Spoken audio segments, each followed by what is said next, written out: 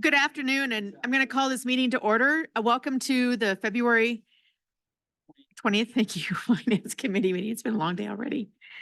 If you will mute your devices, please, so that they won't disturb the meeting. And if when you make a public or a committee, a staff report, if you'll clearly identify yourselves for the record for staff reports and public comment. And just a reminder that there will be no additional business that will be discussed following the completion of the agenda today. So we'll have the clerk read the first item. Number 13, ordinance third reading, amending ordinance number 4431, which established a new compensation schedule for members of the City Council of the City of Cheyenne to clarify the manner in which compensation is to be computed and providing for an effective date. Okay, do we have a staff report?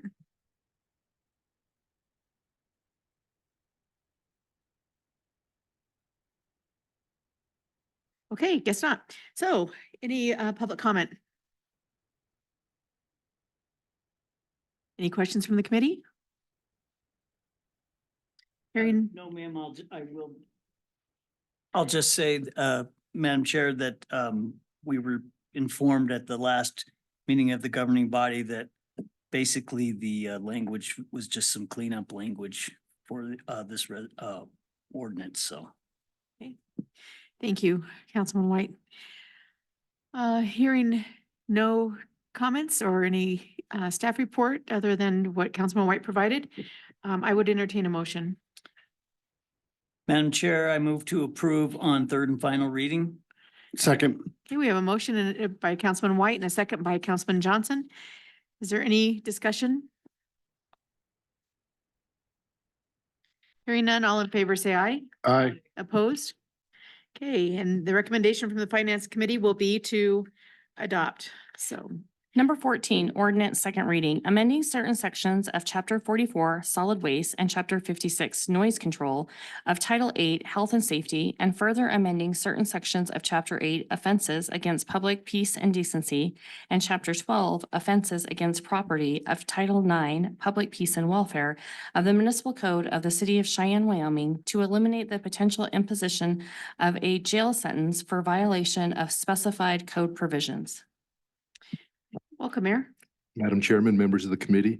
I'm Mayor Patrick Collins for the record. First thing I want to say is, there's no intention, at least on my part, to let folks who commit a crime get away with not having a consequence. We hear about that in different parts of the country, and it hasn't worked out very well. But in the last couple of years, I've been really concerned about the costs of operating our municipal court. And public defender being one of those costs that is expensive. The law requires that the court appoint a public defender anytime there is a consequence of jail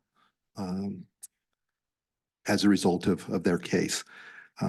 Our laws pretty much all say $750 or 6 months in jail. But we have some offenses that I don't think our judges would ever put somebody in jail for. And but yet we're still having to give them public defenders. And so the thought is that, because of the cost of the public defenders and also just slowing down our processes, it might make sense to remove jail from a couple of those offenses. And so that's what this ordinance does. And I would ask for your support of that. I'd love to see our public defenders have more time to spend on the important cases that really need their help. And I'd like to see us speed up that process. Thank you very much. Is there any other public comment? Any questions from the committee? Oh, I'm sorry. Madam Chair. My apologies.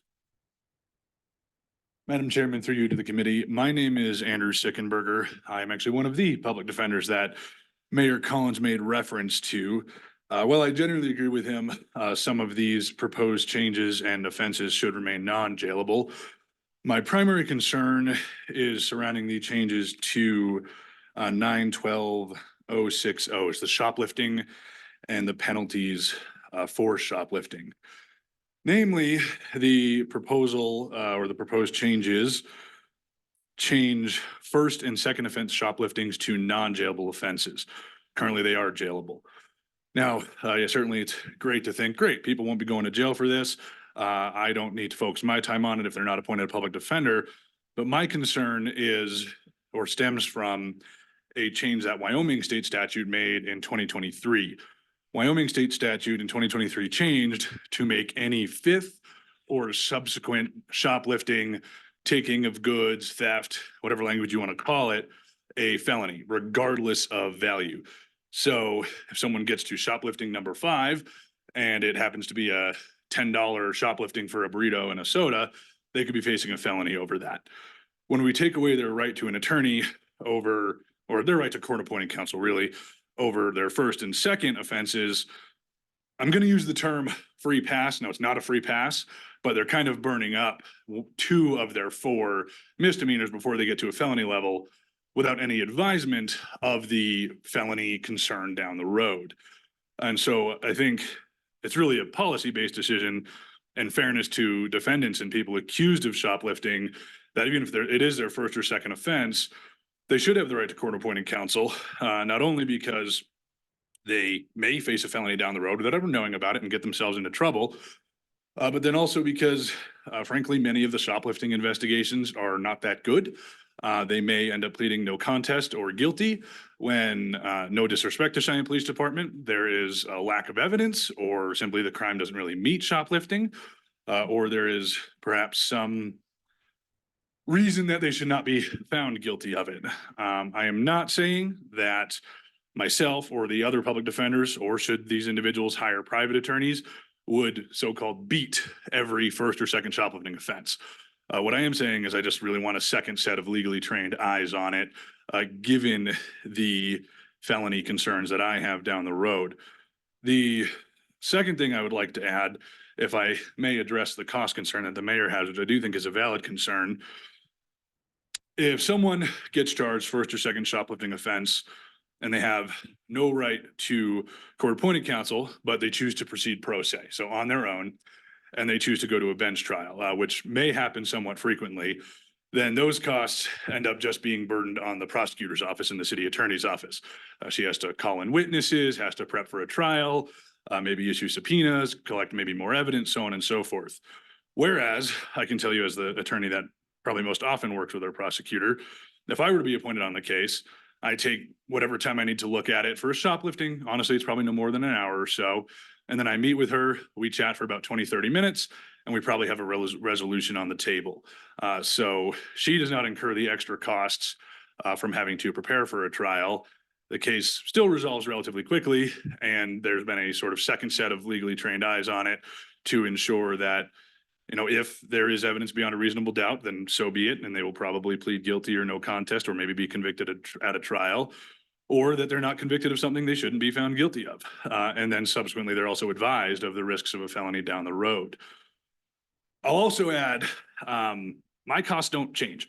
So I'm salaried, I'm paid the same regardless of whether I have 100 cases, 200 cases, 150 cases, and whether they're all DUIs or whether they're all shopliftings. So certainly we have other public defenders who do have costs that do vary. But as the city employed city public defender, mine do not change. So for those reasons, and primarily the felony concern that I have down the road, I would, I guess, ask that this council not approve the changes to the shoplifting sentence, making first and second offense non-jailable. Thank you. Any questions? Anybody? Okay, Thank thank you. you. Any other public comment? Any questions from the council?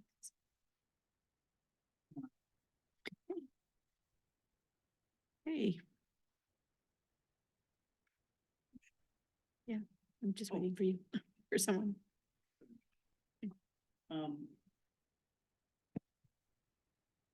Chair, I would move to adopt on second reading.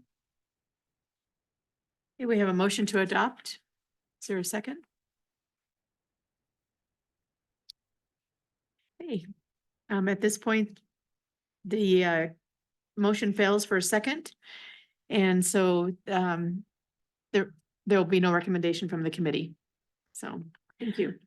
Item number 15, ordinance second reading, creating section 2.40.100, public defender and representation of needy persons, determination of need of chapter 2.40 municipal court and title II, administration and personnel of the municipal code of the city of Cheyenne, Wyoming, specifying public defender appointment procedures and standards for representation in the municipal court. Okay, is there a staff report?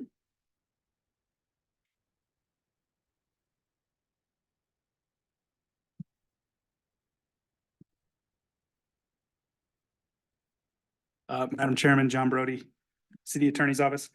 This is sort of a second component of the proposal you just heard. Really, this is just focused on trying to, I think, bring some additional efficiencies to the appointment of public defender, to the public defender process. This ordinance is largely mirrored off the state process. This is what the state public defender's office has to follow. Circuit court, district court, this is what they would rely upon. So it's not really all that complicated. The notable parts are that it gives the municipal court the authority to declare at a person's initial appearance or arraignment that they are not going to, regardless of what happens during the outcome of the case, that they're not going to sentence that person to jail. And as a result of that determination, which would have to be stated on the record, they could forego appointing them a public defender. So there wouldn't be a practical possibility for jail. So the PD process would be avoided. But again, this would just bring our municipal court into the same standards that are applicable for circuit and district court. Thank you. Any questions for Mr. Brody? Any other public comment? I do have one question. Sorry, you almost got there.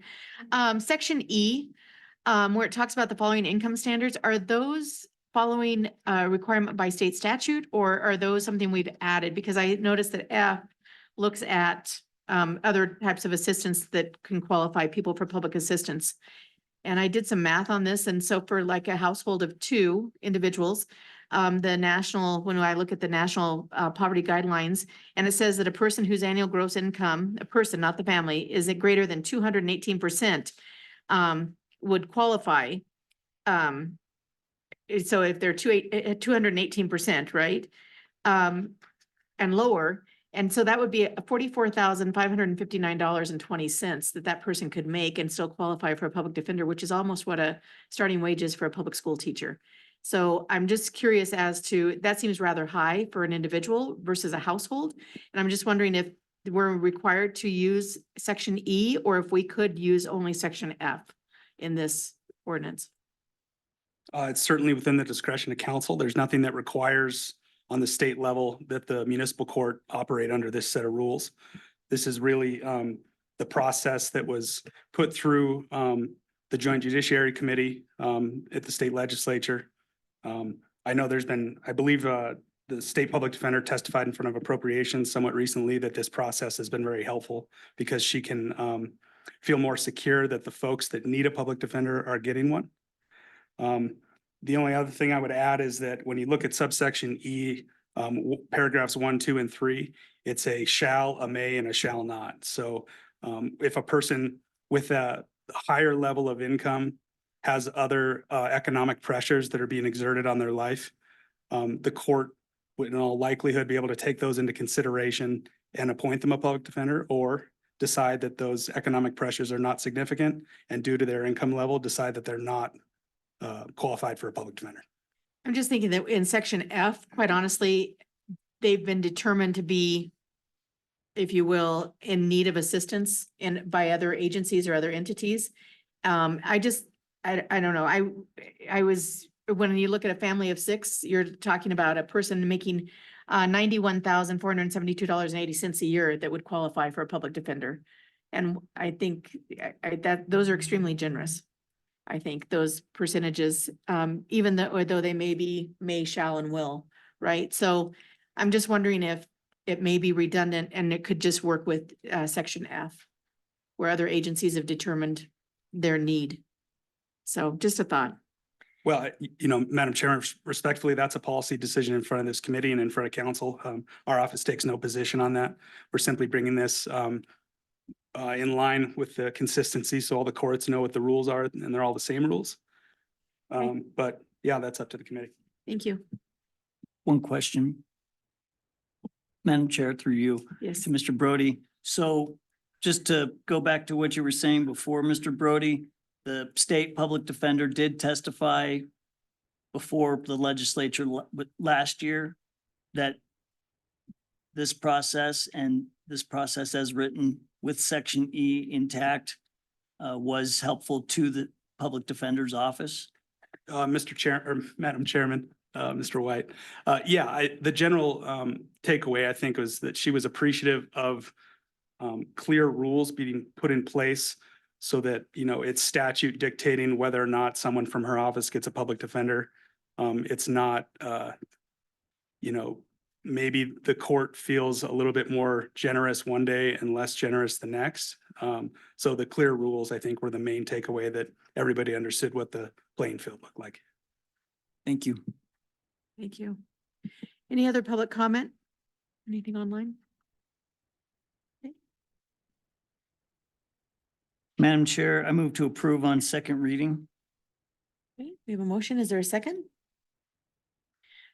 Okay, this item also has failed for lack of a second, and so there will be no recommendation. Number 18. Number 18, resolution approving a sponsorship by Bison Beverage for the Cheyenne Frontier Days rodeo events occurring July 19th through July 28th of 2024 and July 18th through July 27th of 2025.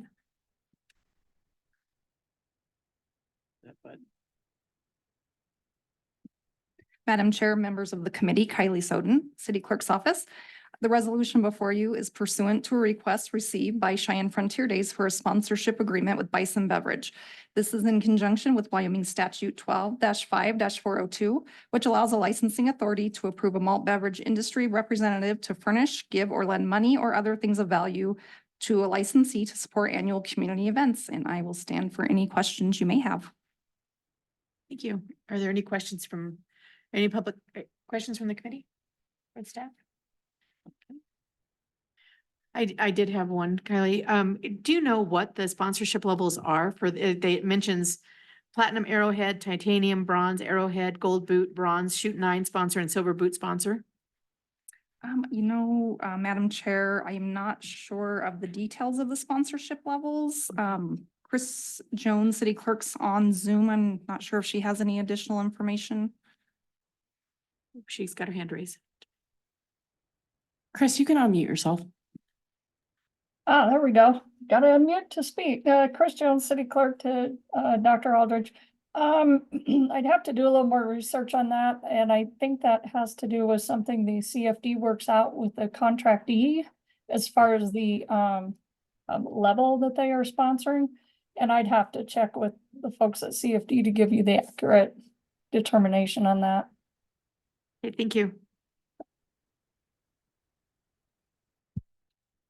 One follow-up, Madam Chair. I think all of those levels are listed on the CFD website. However, I don't know what the specific amounts are for each. Thank you. Okay, any other public comments? Any other questions? Madam Chair, I would move to adopt. Second. Okay, we have a motion from Councilman White and second from Councilman Johnson to adopt. All in favor, say aye. Aye. Opposed? Okay, this will move forward with a recommendation to adopt. Number 19, resolution requesting that the Wyoming State Legislature consider legislation authorizing the sale of alcoholic beverages with an alcohol by volume of 5% at grocery stores and convenience stores throughout the state. Okay, staff report? Yes, ma'am. As the sponsor of this, and since I was the one that drafted it, this came once again, according to my list that we have to have resolutions done for the Wyoming Association of Municipalities by April 29th of this year. as we all recall, during the last full retail liquor license discussion that took place with the Rail Spur, that there were a couple of candidates, including Big D, Conoco, and Natural Grocers at the time that had presentations that were available. But this council chose to go in a different direction. I am completely aware that we also did deny the King Soopers acquisition when Dale Range Liquor wanted to go through prior to doing this. But once again, this is more of a free market economy stance. And I can tell you that with the amount of requests that I get, and even though the city council does not make these decisions, when a lot of individuals ask me if Trader Joe's is ever going to come to Cheyenne, and that they typically pursue liquor in their establishments. I understand that they can obviously operate without one, but even after looking into what they went through in Fort Collins for them to get there, that they thought Colorado's liquor laws were almost too restrictive and they were looking at other avenues in Colorado. So once again, this is just to put this before the legislature to make a decision in regards to more avenues for convenience. Okay, any questions for Councilman Johnson? I actually have a comment, Councilman Johnson, is that this really is not similar to the King Soopers event, because this only deals with ABV of 5% or lower. And that was actually a full-blown liquor store where it would sell hard liquor as well as wine and beer. So I think that comparison is probably not a good one. Okay, then I would go back to the Natural Grocers, even though they were applying for a full retail liquor license.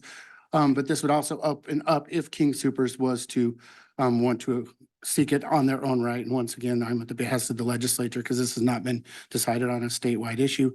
But that probability is always there if the council would deny full retail liquor license. And then if we go even further back into Cheyenne's history, it was also another liquor license was denied for Safeway at the Blue Federal Credit Union location. That was one of the points that I always continually hear as far as development.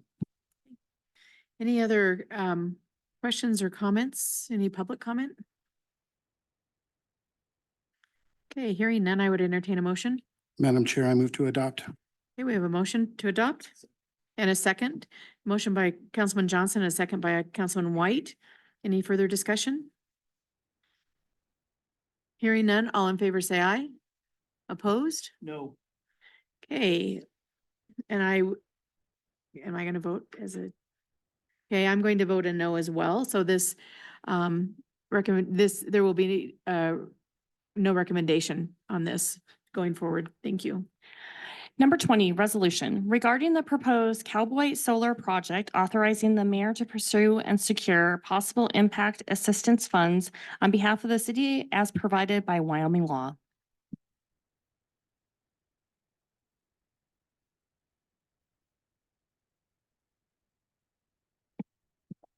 Stephanie Boster, Cheyenne City Attorney. Madam Chairman, through you to the committee, what you have before you is a resolution approving the use of impact assistance funds from the Cowboy Solar Phase 1 and 2 solar project that is occurring about 4 miles south and west of Cheyenne. And we've designated 3.2 million that will impact the city of Cheyenne. We've got a draft MOU with the Laramie County, and we're also working with Pine Bluff, although we have yet to hear what their impact assistance number is. But anyway, we're moving forward with that hearing in March, and this resolution is to give the mayor permission to sign any documents related to those fees. And I'm available for questions. Okay, are there any questions for our Yes, city ma'am. attorney?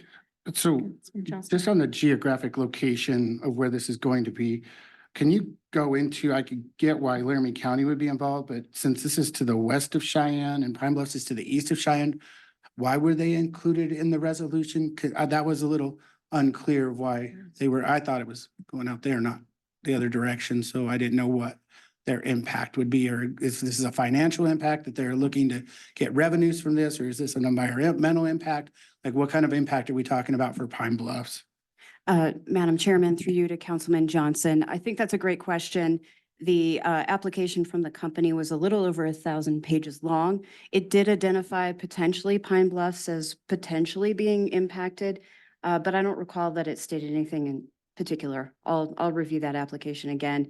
I know the county doesn't have any objection to their being included, but they'll have to make the case before the Industrial Siting Committee that they actually have an impact, or they won't be awarded that assistance. So I'd leave it up to Pine Bluffs. Their attorney is Alex Davidson. Any other questions for Stephanie? I just had a clarification. When I'm reading the third whereas, it reads that it's east of US Highway 85 and north and south of County Road 203. So my understanding, it is to the east rather than to the west. And do you know if there was any notification done of landowners to the north and south of County Road 203? I believe there was, yes, and that would have happened, I think, from the Industrial Siting Commission makes that notification. The committee does, but yes, I believe there was notification that went pretty broad. Okay, thank you. Any other questions for city attorney? Any other public comment? Hearing none, I would entertain a motion.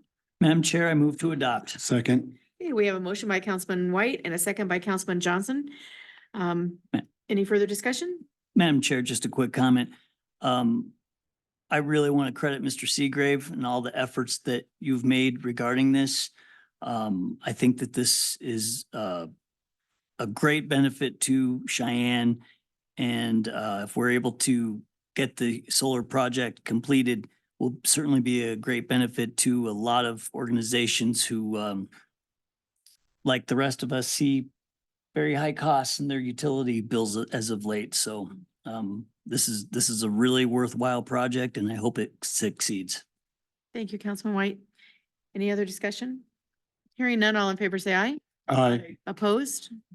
Okay, and so this item will move forward with a recommendation to adopt at the next meeting of the governing body. Next item, please. Number 21, resolution authorizing the city of Cheyenne to approve and submit the Wyoming Division of Victim Services funding application state fiscal year 2025 and 2026.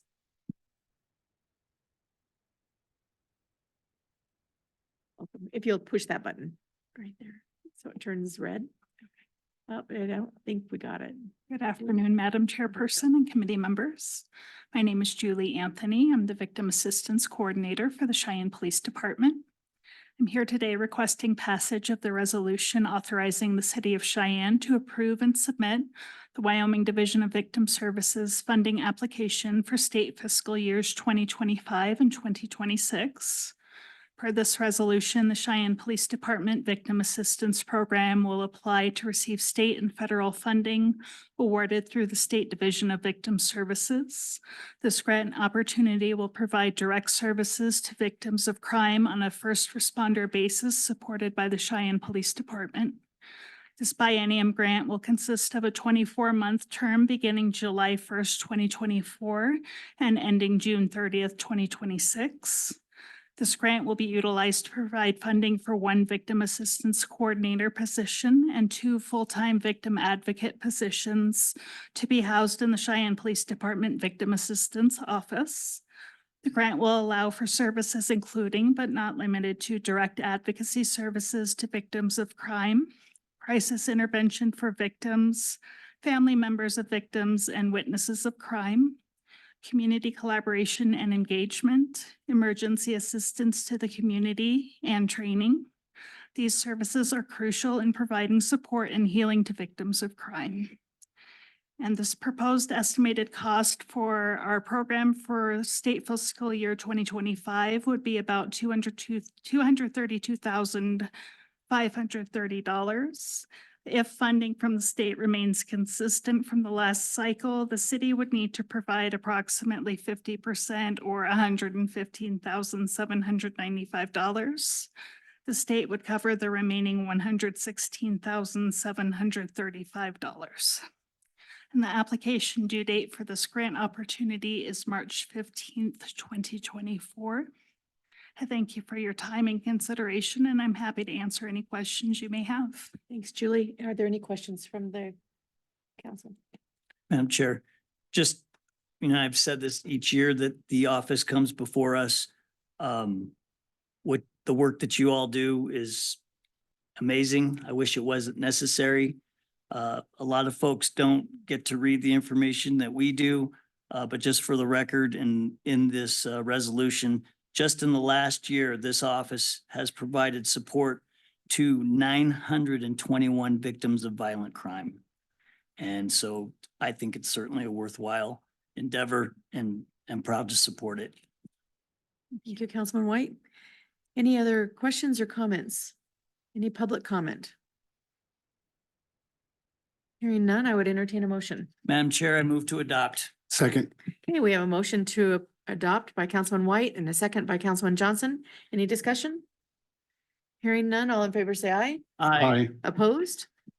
Okay, thank you. The recommendation from the Finance Committee will be to adopt at the next meeting of the governing body.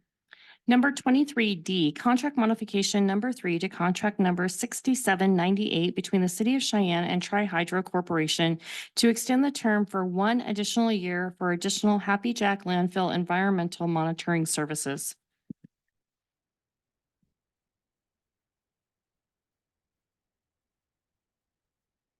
Oh, I don't think it's on, Sam. There you go. Perfect. Okay. Good afternoon, Madam Chair and members of the committee. Sam Quattrini, landfill manager. This is a contract modification to extend the existing contract that we have with Tri-Hydro for 1 year. This is for compliance environmental monitoring that we're doing at the landfill. And bears a cost of $94,242. Will be covered through the solid waste fund. This is a not to exceed, and I recommend approving. Thank you. Are there any questions for Sam? Any questions or public comment?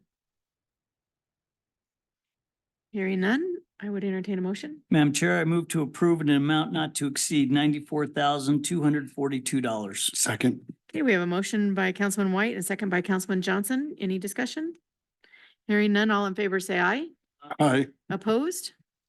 Okay, the recommendation from the Finance Committee will be to approve at the next meeting of the governing body. Next item. Number 24B, consideration of bid number S-7-24 for an agreement between the City of Cheyenne and JTL Group Incorporated, doing business as Knife River for the Airport Parkway Project, 2019 to 2022 optional 1% sales tax fund. Good afternoon, Mr. Cobb. Madam Chair, members of the Finance Committee, Tom Cobb, City Engineer.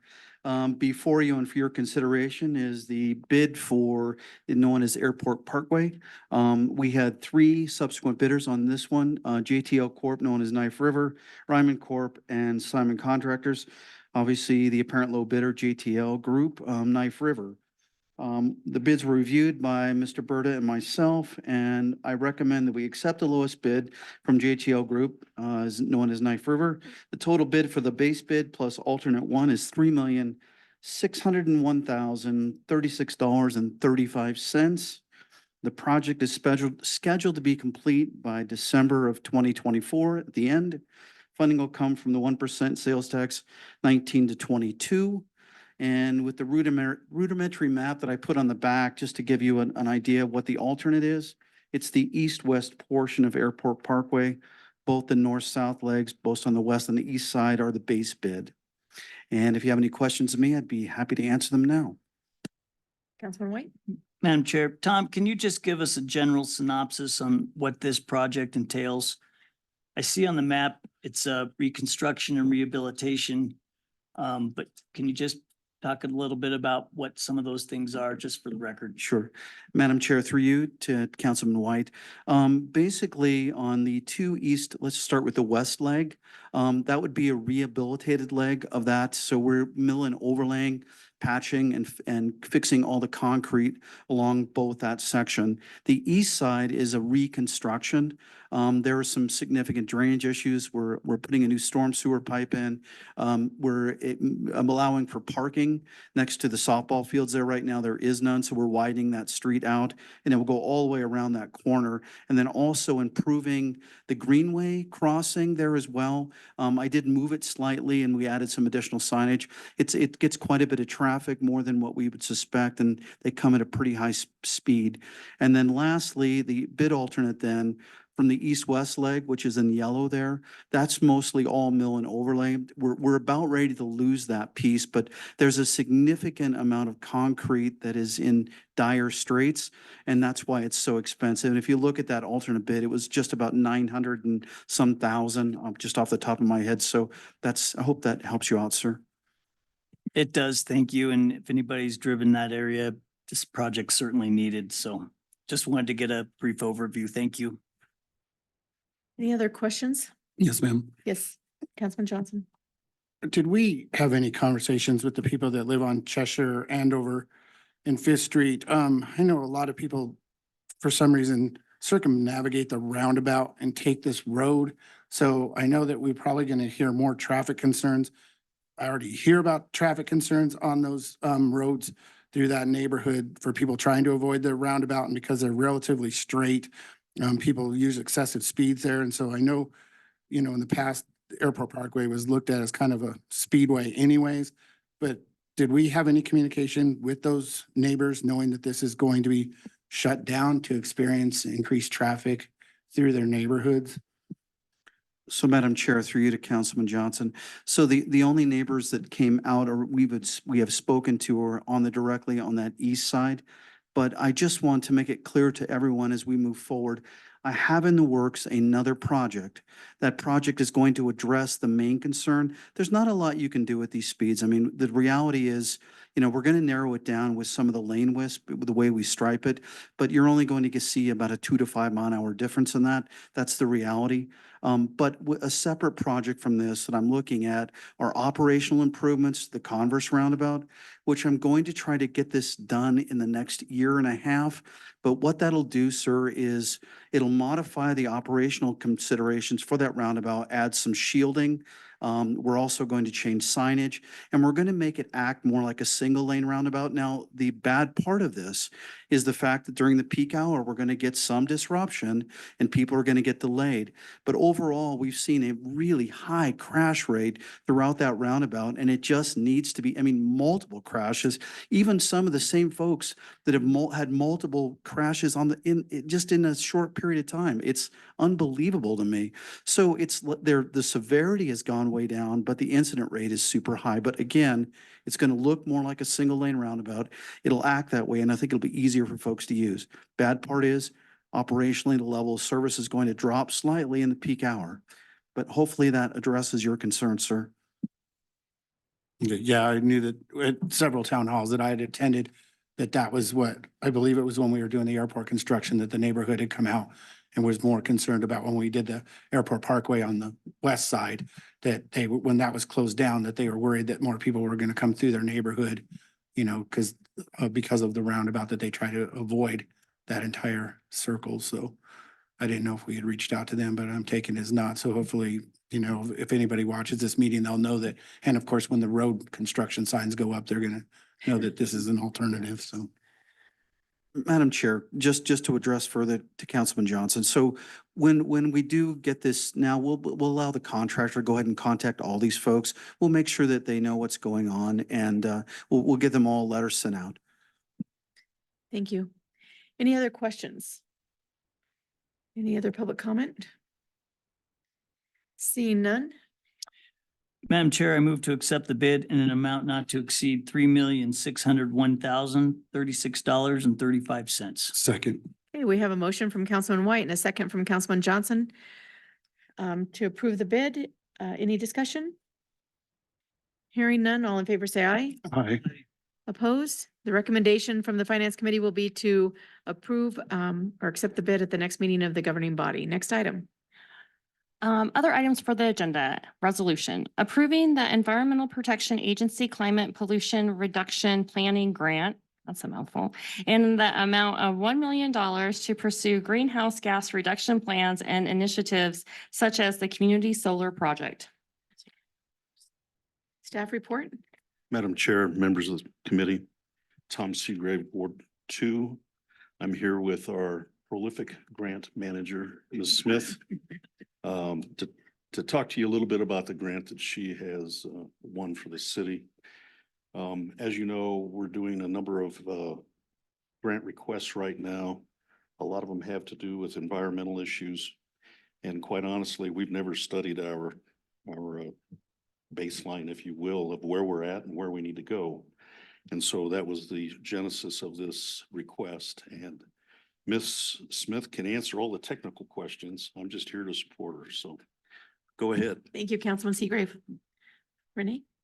Renee Smith, Grants Manager. So before you is a resolution basically accepting this planning grant award and supporting the forward motion that we're doing. We'll have about 3 years to do this comprehensive action plan. Our priorities right now is that March 1st deadline with the priority climate action plan, our greenhouse inventory, basically because we had such a short turnaround. They're just using readily available data. So we'll have the next couple of years to really look at, I think it's looking at the city, what our needs are, what our capacity is, and being able to develop a plan for future grant-funded projects to support the plan. So if you've got questions about it, I've been living, eating, breathing it for the last few weeks, so hopefully I can answer. Thank you. Any questions? Yes, ma'am. Councilman Johnson? Are we going to farm this out or are we going to handle it in-house? That's a good question, Madam Chair, through you. So this, the due date, this due March 1st, I've brought in 2 consultants to help me with that priority action plan and the greenhouse gas inventory. We just got this award last week. We were able to do pre-award services going back to January 1st. So I've got ICLEI, who is a national organization. They're doing our greenhouse gas inventory. And then Kara is with its climate mitigation services. She actually wrote Lander's climate action plan. So she's on board. I've done the majority of the writing so far. I did the QAP and I've done most of the priority action plan just based on conversation. So I'm totally farming this out, but because of the short deadline, I'm sort of managing the internal processes of making it go through planning and development. Lonnie and all of his crew have jumped in. Everybody's taking a piece of this. As you know, the state was given this opportunity as of last April. They waited by December. They decided they couldn't come to an agreement with EPA. And so they declined it. So the rest of the country has had since last April to work on this. We got it in December. And so we're a lot behind the power curve. So it's been all hands on deck, but yes, I'm farming it out. The implementation grant is due April 1st, and that's the goal of this PCAP. We have to have the PCAP in order to apply for implementation. And that's where the real money is. This is a one-time opportunity. And as you know, Rocky Mountain Institute's helping me with that. And we're working with agencies across the state. We're now reaching out with the U.S. Forest Service on some biomass. And so it's just really exciting, I think, for Cheyenne to be at the forefront of this. I probably more than answered your question.